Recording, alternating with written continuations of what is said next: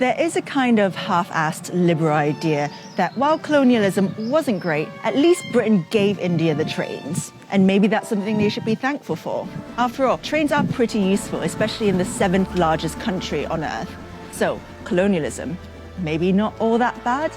Unfortunately, Britain also stole $45 trillion from India, all the while exploiting religious divisions between the Hindu and Muslim communities and further turning them against each other. And those beloved railways, they became the sites of mass slaughter while Britain sat back and watched. Empires of Dirt, a show about Europeans getting rich at the expense of everyone else.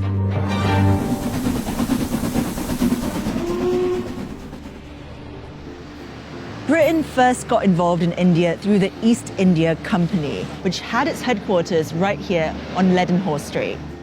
A private company owned by London stockholders, the East India Company grew over the next 300 years to become a quasi-governmental body with its own army and laws responsible for trading spices, cotton, silk, and tea all over the world. By 1858, ownership of the East India Company had been transferred to Queen Victoria after the failed Indian Rebellion. Trains were the brainchild of British engineers. The East India Company would use railways to transport exploited resources like cotton and coal more efficiently around India. And it worked. Between 1853 and 1924, a railway network was created to help Britain extract from India relentlessly. And it's not like we gave India the railways either, by the way. We made India pay for them, and we ripped them off in the process. Despite Indian mechanics having their own efficient, cheap designs, Britain made India buy trains from them. Between 1854 and 1947, over 14,000 locomotives were imported from the UK to India. Initially, Indians weren't even allowed to work on the trains. They were staffed entirely by white people, from the board directors to the ticket collectors.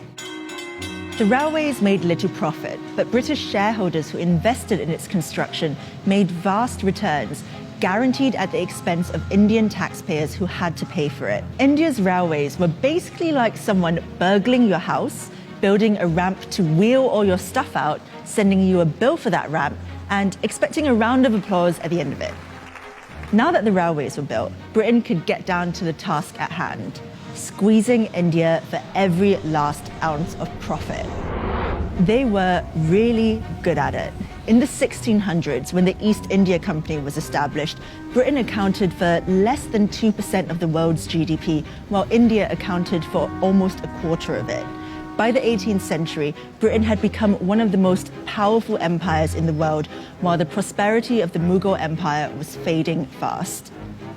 Britain relentlessly squeezed India for every last bit of resource for its own uses. In 1943, up to 4 million Bengalis starved to death, partly because their food was diverted towards British soldiers during World War II. Winston Churchill said the famine was their own fault for breeding like rabbits. After it was no longer profitable to remain in India, and after receiving huge pressure from the Indian independence movement, the British finally left in 1947. Before they went, they split the country into two, Hindu-majority India and Muslim-majority Pakistan, in an act that became known as partition.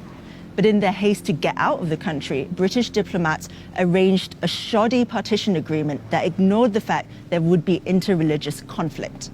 Cyril Radcliffe, the British lawyer assigned to draw the borders of Pakistan and India, was given 40 days to do it. After partition, millions of Muslims trekked to Pakistan and what is now known as Bangladesh, while Indians and Sikhs headed the other way.